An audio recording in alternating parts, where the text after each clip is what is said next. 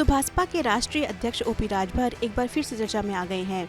वो सिर्फ इसलिए क्योंकि एक बार फिर से उन्होंने खुद के मंत्री बनने का दावा ठोक दिया है।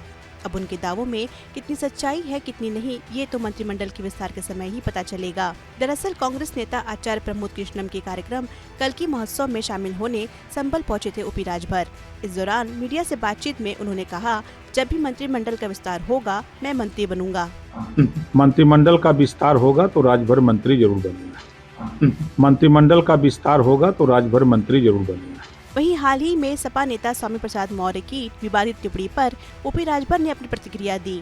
उन्होंने बोला, स्वामी प्रसाद मौर्य अपना मानसिक संतुलन खो बैठे हैं, वो संविधान को नहीं मानते हैं। देखिए, वो मानसिक संतुलन खो बैठे हैं, वो संविधान को नहीं मानते। 5 साल लगातार भारतीय जनता पार्टी में मिनिस्टर थे, तब उनको ये सब चीज़ें याद नहीं आई। 4 बार बसपा की गवर्नमेंट में मिनिस्टर थे, तब भी ये बात याद नहीं आई।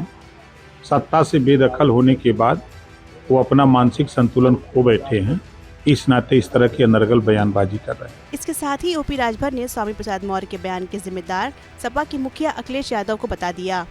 उन्होंने कहा कि उन्हीं के इशारे पर ये सब बयान दिए जा रहे हैं। ओपी राजभर ने आगे बताया कि समाजवादी पार्टी अब अपने पतन की ओर है। ये समाजवादी पार्टी के नेता अखिलेश यादव जी के इशारे पर हो रहा है। शायद आपको याद होगा, रामलौटन निषाद ने भी एक बार इसी तरह की टिप्पणी की थी।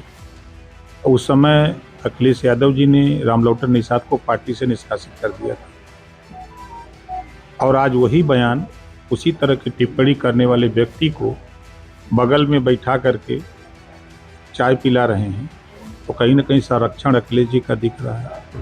विनाश काले विपरीत बुद्धि। अब समाजवादी पार्टी पतन की ओर है।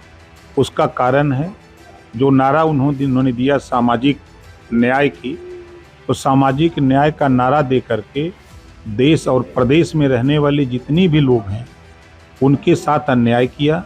सिर्फ एक जाति के साथ सामाजिक न्याय उनका दिखा। आखिर में ओपी राजभर ने गठबंधन को लेकर भी सपा को घेरा।